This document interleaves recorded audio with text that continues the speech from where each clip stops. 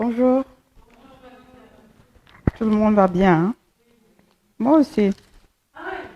Amen. Nous prions.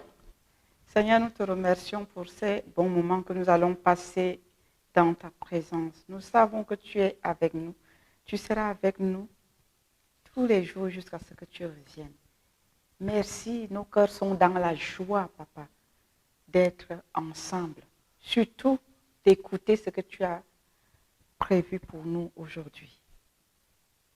Béni soit ton Saint-Nom, Papa, toi qui disposes nos cœurs à ton écoute. Qu'il en soit ainsi encore aujourd'hui, au nom de Jésus. Amen. Je rends grâce à Dieu parce que il confirme toujours sa parole. J'étais tellement émue quand le pasteur prêchait. Je disais seulement dans mon corps, merci Seigneur. Merci Seigneur. Merci Seigneur. Parce que vous savez, des fois, quand le Seigneur nous donne des messages, tu te demandes s'il faut parler de ça ce jour-là, ou il faut attendre, ou il faut connaître le bon moment. Alors, il m'a confirmé que c'est réellement aujourd'hui, ce soir, qu'il faut parler de ça. Et j'ai béni son Saint-Nom. Vous savez, le titre de mon message, c'est « Le choix nous appartient ». Le choix nous appartient. Nous avons tous écouté ce que l'Esprit de Dieu nous a dit tout à l'heure au travers la bouche de son serviteur. Et mon message que Dieu m'a donné, le titre c'est « Le choix nous appartient ». Il a parlé du choix, il a parlé de la foi, il a parlé de la sanctification. Il a presque tout dit. Nous allons voir ça tout de suite. Sophonie chapitre 1. Du verset 7 au verset 18, et je vais lire au nom de Jésus-Christ. Vous y êtes?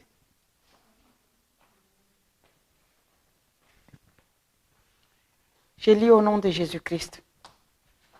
Le titre, c'est « Le jour de l'Éternel ». Vous savez que si nous sommes ici sur cette terre, nous sommes en voyage et nous sommes en préparation de notre retour à la maison. Ou du moins, du retour du Seigneur Jésus. Amen. Donc tout ce que nous pouvons faire, nous le faisons en fonction de ça. Le pasteur nous a parlé tout à l'heure de la sanctification et des choix. Pourquoi? Parce que nous allons quelque part. Notre destination n'est pas ici, sur cette terre. Amen. Quoi que nous fassions, nous devons toujours avoir en tête que nous ne sommes pas de ce monde. Nous sommes dans le monde, mais nous ne sommes pas du monde. Et pour cela, le choix nous appartient. À nous de choisir si le monde est tellement sucré que voilà, on doit s'abandonner.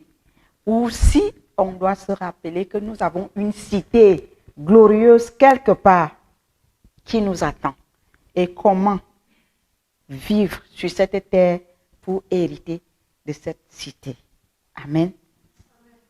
Vous savez très bien que Dieu, vous pouvez avoir de l'argent en banque. Si vous ne décidez pas d'aller prendre cet argent, ça va rester là-bas et vous êtes chez vous. N'est-ce pas? La cité nous appartient, mais si nous ne faisons aucun effort, nous pouvons toujours passer à côté, mais nous ne passerons pas à côté. Je lis au nom de Jésus. Le jour de l'Éternel, Sophonie 1 à partir du verset 7. Silence devant le Seigneur l'Éternel, car le jour de l'Éternel est proche. Car l'Éternel a préparé le sacrifice, il a choisi ses conviés. Il a choisi ses conviés. Il y a un choix. Amen. Il a choisi ses conviés. Au jour du sacrifice de l'Éternel, je châtierai les princes et les fils du roi, et tous ceux qui portent des vêtements étrangers. Parce qu'il y a un vêtement approprié aux conviés de l'Éternel. Amen. Et ceux qui n'ont pas ou qui n'auront pas ce vêtement, ils seront appelés étrangers. En ce jour-là, je châtierai tous ceux qui sautent par-dessus le seuil, ceux qui remplissent de violence et de fraude la maison de leur maître. Qui est notre maître? Le Seigneur Jésus-Christ. Amen. En ce jour-là, dit l'Éternel, il y aura des cris à la porte des poissons, des lamentations dans l'autre quartier de la ville et un grand désastre sur les collines. Gémissez, habitants de Maschet, car tous ceux qui trafiquent sont détruits. Tous les hommes chargés d'argent sont exterminés. En ce temps-là, je fouillerai Jérusalem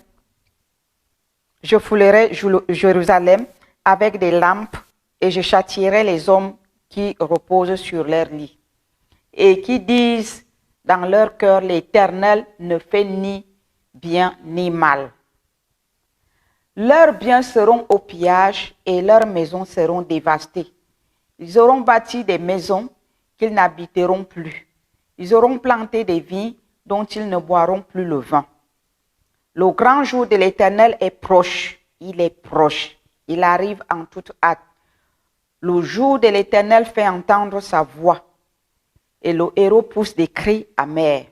Ce jour est un jour de fureur, un jour de détresse et d'angoisse, un jour de ravage et de destruction, un jour de ténèbres et d'obscurité, un jour de nuée et de brouillard, un jour où retentiront la trompette et les cris de guerre contre les villes fortes et les tours élevées. Je mettrai les hommes dans la détresse et ils marcheront comme des aveugles parce qu'ils ont péché contre l'Éternel. Je répandrai leur sang comme de la poussière et leur chair comme de l'ordure. Ni leur argent, ni leur or ne pourront les délivrer. Alléluia. On n'achète pas avec de l'argent le salut. Ni leur argent, ni leur or ne pourront les délivrer au jour de la fureur de l'Éternel par le feu de sa jalousie. Tout le pays sera consumé car il détruira soudain tous les habitants du pays. Amen. Le choix donc maintenant nous appartient. Soit nous nous préparons pour ce grand jour et terrible.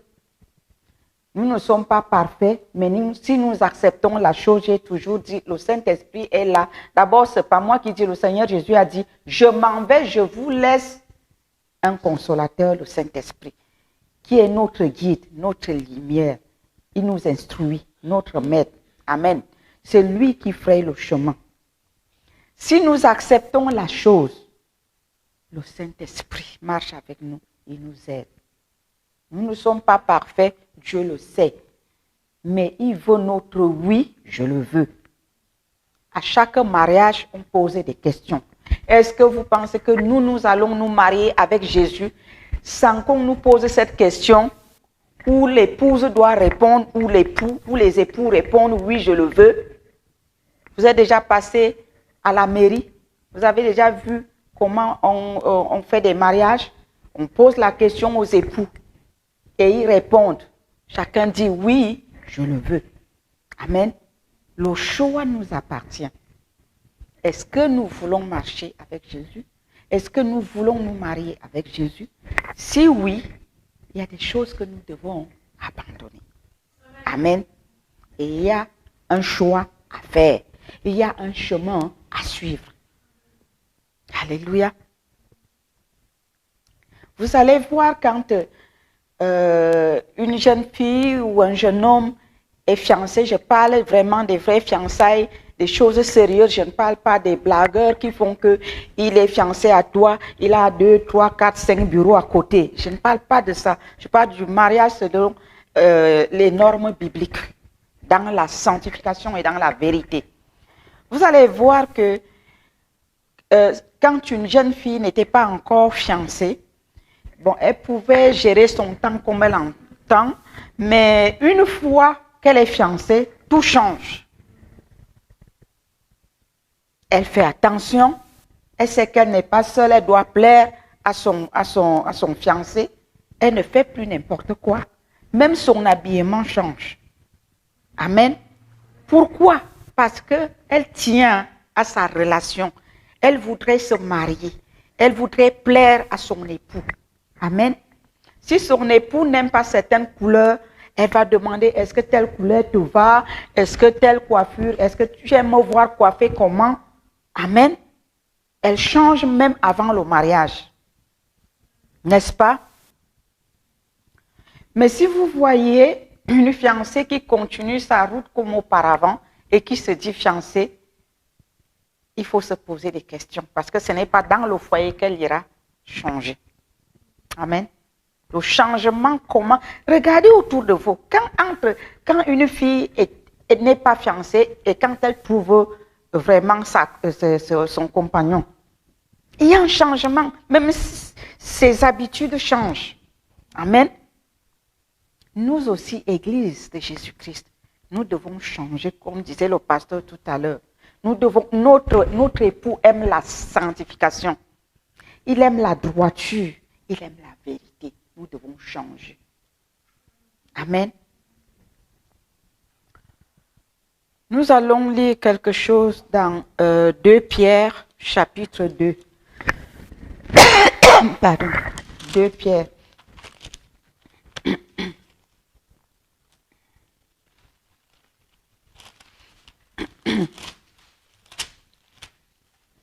Chapitre 2. Je vais lire à partir du verset 20 jusqu'au verset 22. Je lis au nom de Jésus-Christ. Pardon, je suis à 1 Pierre. Voilà. Voilà. 2 Pierre 2 à partir du verset 20 jusqu'au verset 22. Je lis au nom de Jésus. En effet, si après s'être retiré des souillures du monde, par la connaissance du Seigneur et Sauveur Jésus-Christ, ils s'y engagent de nouveau et sont vaincus, leur dernière condition est pire que la première. Car mieux valait pour eux n'avoir pas connu la voie de la justice que de se détourner après l'avoir connu du saint commandement qui leur avait été donné. Verset 22. Il leur est arrivé ce que dit un proverbe vrai. Le chien est retourné à ce qu'il avait vomi et la truie lavée s'est vautrée dans le bourbier. Amen. Le salut se travaille. C'est pour ça qu'on fait la différence entre un don et le fruit de l'esprit.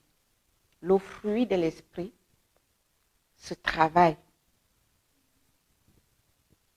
Pour garder son salut, on doit travailler le fruit de l'esprit. Un don ne se travaille pas. C'est un produit fini. C'est Dieu qui donne. C'est pour cela qu'on dit que Dieu ne se répand pas de ses dons. Quand il a donné, il a donné. Tu peux faire les dons. Tu peux opérer avec les dons que Dieu te donne. Ce n'est pas pour autant que tu fais tout juste devant Dieu. Parce qu'il t'a déjà donné, il n'a pas retiré. Amen. Des fois, les gens se fient à ça. Ah, il fait les miracles, il fait ceci, Dieu l'utilise. Quand tu regardes sa vie, ça n'a rien à voir avec les saintes écritures. Et pourtant, il prie, ou elle prie, les gens guérissent, il y a ci, il y a ça. Dieu ne se répand pas de ses dons. Amen. Donc, on ne peut pas se fier aux dons pour dire qu'on est sauvé. C'est le fruit. C'est notre caractère. Amen. Et ça se travaille. Donc, si on commence bien, la Bible nous dit ici que nous ne devons pas retourner à ce qu'on a vomi. Nous laissons le monde derrière et nous avançons avec le Seigneur Jésus. Nous ne devons plus retourner et après revenir. Retourner et revenir. Retourner et revenir. Amen. Ce que nous jouons avec notre salut. Avant, quand c'était comme ça, je passais mon temps à dire, mais non, il ne faut pas faire ça, mais non, il ne faut pas faire ça. À la limite, je me faisais ramasser. Maintenant, c'est question de choix. Chacun est libre de choisir. Si tu choisis le monde, et je me limite à te montrer les conséquences, selon ce qui est écrit dans la parole. Si tu choisis d'avancer, eh bien, je te tiens la main, je dis, viens, on va courir ensemble. Nous allons suivre le Saint-Esprit. C'est lui notre enseignant, notre guide. Il va nous conduire. Alléluia. La Bible dit, si tu vas dans une ville, tu prêches l'évangile, on ne t'écoute pas. Tu fais comment? Tu secoues la poussière. Alléluia. Ce n'est pas méchant. Parce qu'à force de vouloir tirer ce qui traîne le pas, tu peux perdre ton salut toi-même. Autant avancer avec ce qui veut avancer. Amen. Si quelqu'un choisit de retourner à ses vomissements, c'est son choix. Vous avez écouté le titre de mon message. Quand il a fini, je n'ai pas fini. J'étais dehors sous l'arbre quand il me parlait. Je lui dis alors que le titre de ce message, donc, c'est quoi? J'ai entendu deux paroles. J'ai entendu, vous devez choisir. J'ai entendu, le choix vous appartient. Et j'ai opté pour le choix vous appartient. Et j'ai noté. Amen. Le choix nous appartient. Qu'est-ce que nous choisissons? Le monde ou la lumière? Le choix nous appartient. 2 Pierre 3, du verset 17 au verset 18, j'ai lu au nom de Jésus-Christ. Vous donc, bien-aimés, qui êtes avertis, mettez-vous sur vos gardes, de peur qu'entraînés par l'égarement des impies, vous ne veniez à déchoir de votre fermeté. Les mauvaises compagnies corrompent les bonnes mœurs. Faisons nos choix. Alléluia. Vous donc, bien-aimés, qui êtes avertis, mettez-vous sur vos gardes. Amen. J'espère que c'est écrit comme ça aussi dans vos Bibles. De peur qu'entraînés par l'égarement des impies, vous ne veniez à déchoir de votre fermeté.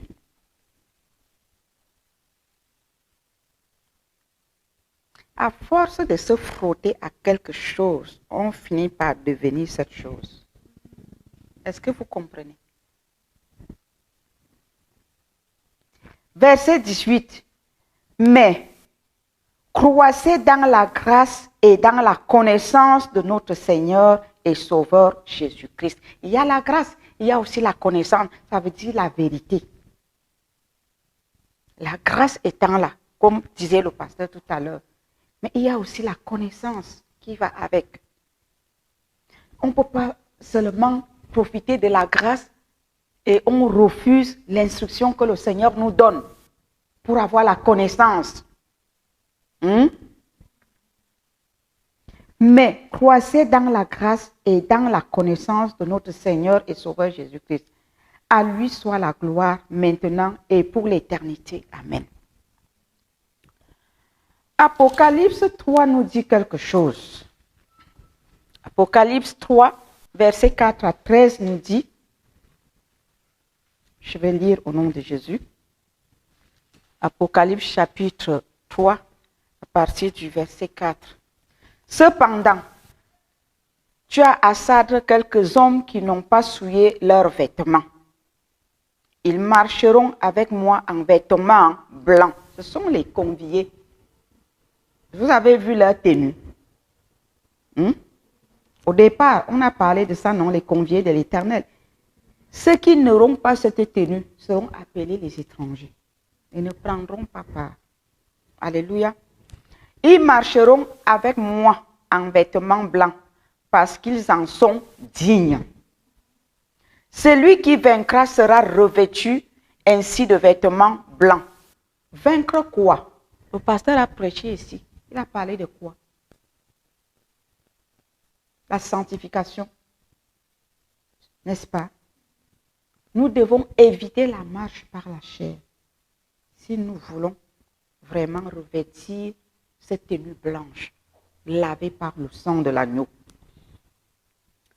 Je n'effacerai point son nom du livre de vie, et je confesserai son nom devant mon Père et devant ses anges. Que celui qui a des oreilles entende ce que l'Esprit dit aux églises.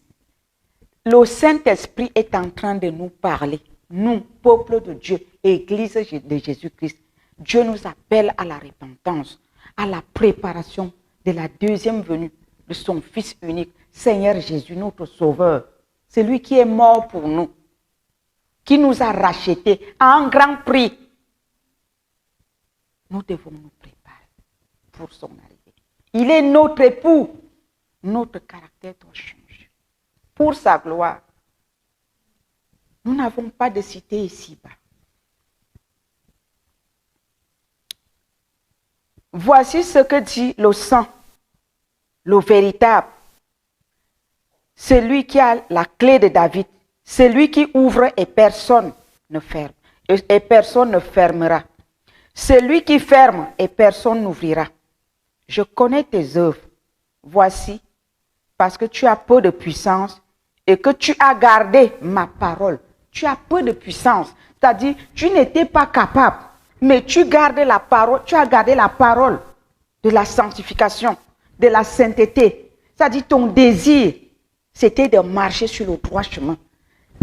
C'était ça dans ton cœur, mais tu n'avais pas la force d'être parfaite parce que tu vivais dans un corps de chair. Dieu dit, je connais tes œuvres, voici parce que tu as peu de puissance et que tu as gardé ma parole et que tu n'as pas renié mon nom. J'ai mis devant toi une porte comment? Ouverte. Que personne ne peut fermer. Alléluia.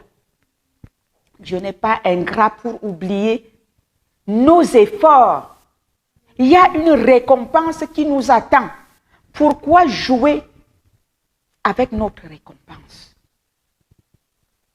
À cause des petits bénéfices de ce monde.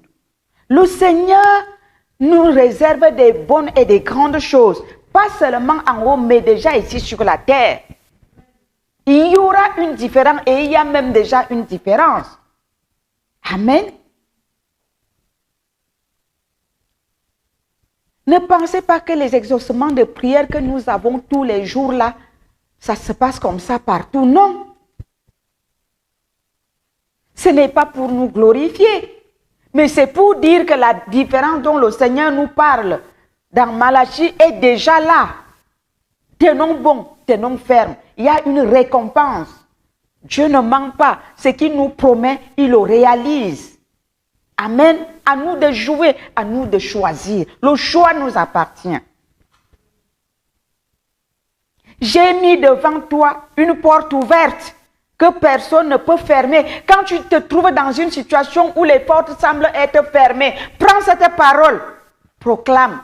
Père, tu as mis devant moi une porte, tu as ouvert une porte devant moi que personne ne peut fermer. Cette porte, au nom de Jésus, j'ordonne qu'elle s'ouvre. Elle va s'ouvrir. C'est ta promesse. Tu marches avec lui. Il va accomplir. Alléluia. Ces paroles sont pour les enfants de Dieu qui le recherchent, qui marchent avec lui en esprit et en vérité. Amen. Verset 9.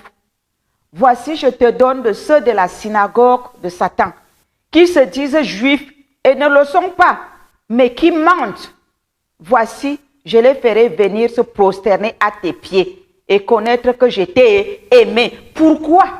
Parce qu'ils vont voir la gloire de Dieu dans ta vie. Ils verront la différence entre eux et toi. Mais si toi-même, tu parles de Jésus et tu marches aussi avec eux, vous faites les mêmes choses, mais où sera la différence? Il faut qu'il y ait une différence entre ceux qui craignent le Seigneur Jésus et ceux qui ne le craignent pas.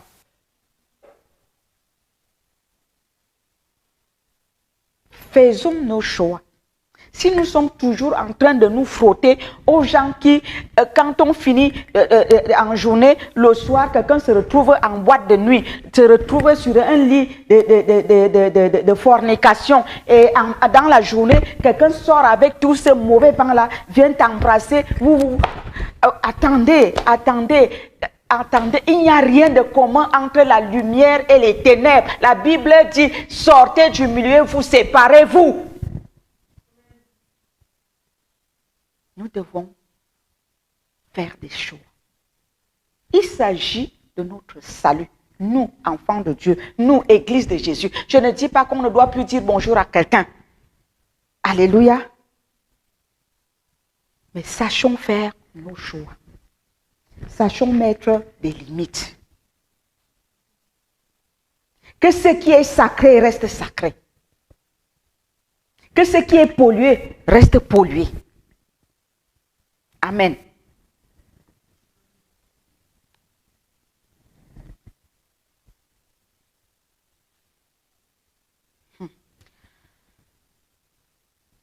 Je reprends le verset 9. Voici, je te donne de ceux de la synagogue de Satan qui se disent juifs et ne le sont pas, mais qui mentent. Voici, je les ferai venir se prosterner à tes pieds et connaître que je t'ai aimé. Parce que tu as gardé la parole de la persévérance en moi. Persévérons. Faisons le bon choix. Suivons le Seigneur Jésus-Christ. Suivons ses instructions. Persévérons. La Bible dit, à ta résolution répondra le succès.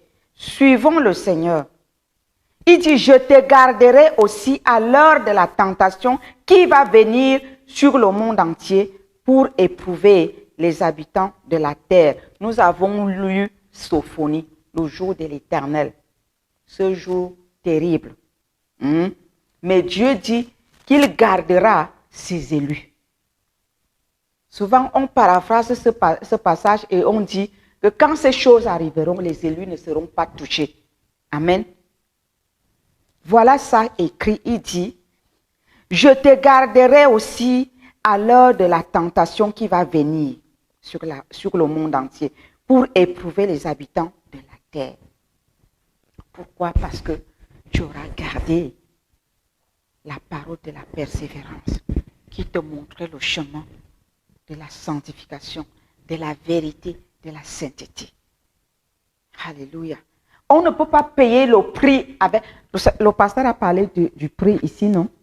On ne peut pas payer le prix pour rien.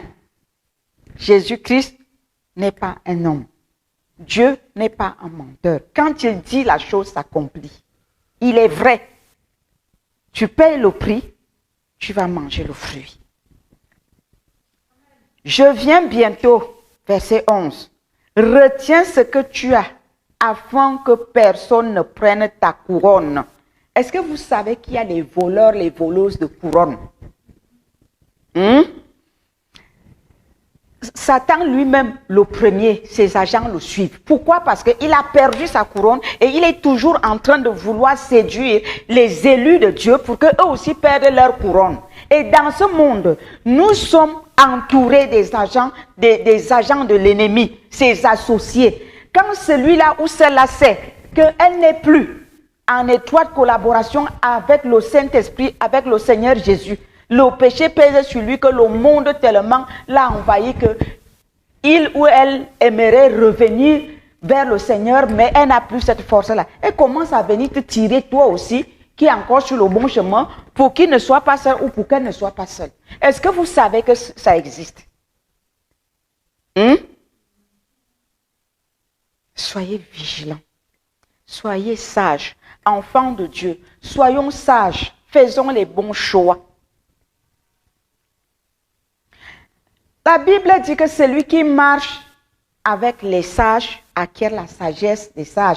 Si tu marches avec les rois, tu acquiers la sagesse des rois. Mais si toi, tu marches donc avec les débauchés, tu acquiers quelle sagesse? Toi, enfant de Dieu, élu du Seigneur. Seigneur Jésus nous a aimés. Il nous a revêtus de robes blanches. Mais nous-mêmes, nous prenons nos robes. Nous retournons dans le monde. Nous allons mettre les tâches et nous revenons lui dire, nous sommes dans la grâce. À Dieu ne plaise que ceci ne soit pas notre cas. Au nom de Jésus. Je viens bientôt. Retiens ce que tu as. Qu'est-ce que tu as? Le salut. Dieu nous a fait grâce. Retenons cette grâce-là. Restons dans cette grâce-là. Chérissons notre grâce. Celui qui vaincra, quoi? Le monde, la chair, les convoitises. Celui qui vaincra, je ferai de lui une colonne dans le temple de mon Dieu, et il n'en sortira plus. J'écrirai sur lui le nom de mon Dieu et le nom de la ville de mon Dieu, de la nouvelle Jérusalem qui descend du ciel d'auprès de mon Dieu, et mon nom nouveau. Que celui qui a des oreilles entende ce que l'Esprit dit aux églises. Le Saint-Esprit parle à l'église de Jésus-Christ que nous sommes aujourd'hui. Dieu prend le temps de nous avertir. Chers frères et sœurs, vous qui nous suivez partout dans le monde entier en ligne, il est temps de laver nos robes. Il est temps de blanchir nos robes. Revenons de nos mauvaises voies. Répandons-nous. Accrochons-nous à la lumière, à la vérité, à la sainteté. Dieu ne veut pas nous perdre, mais il faut qu'on change. Nous devons changer. Il dit parce que tu as gardé la parole de la persévérance en moi. Gardons cette parole de la persévérance. Persévérons sur le bon chemin, dans la sanctification. Soyons sages, mes chers frères et sœurs. Soyons sages. Regardez ce que Jacques nous dit. Je vais lire quelque chose dans Jacques. Vraiment. Jacques chapitre 3 et puis le verset 12. Il dit, un figuier, mes frères, moi j'ajouterai mes sœurs aussi. Alléluia. Un figuier, mes frères, peut-il produire des olives ou une vigne des figuiers? De l'eau salée ne peut pas non plus produire de l'eau douce. Amen. Est-ce que tu peux rentrer à tes vomis et prétendre porter la robe lavée et blanchie par le sang de l'agneau? C'est ce que ça veut dire ici. Il dit, un figuier, mes frères, peut-il produire des olives ou une vigne des figues? De l'eau salée ne peut pas non plus produire de l'eau douce. Les deux ne vont pas de pair. Je m'en vais faire ami avec le monde et puis je reviens ici, je vis la grâce. Non, il faut choisir. Le choix nous appartient. Dieu ne nous impose rien, mais le choix nous appartient. Et faisons le bon choix. Amen. Voilà ce que j'avais à transmettre aujourd'hui. Dieu nous appelle à faire de bons choix. Et il est temps qu'on fasse le bon choix. Que le Seigneur vous bénisse. Et que le Saint-Esprit nous aide, nous tous. Au nom de Jésus. Amen.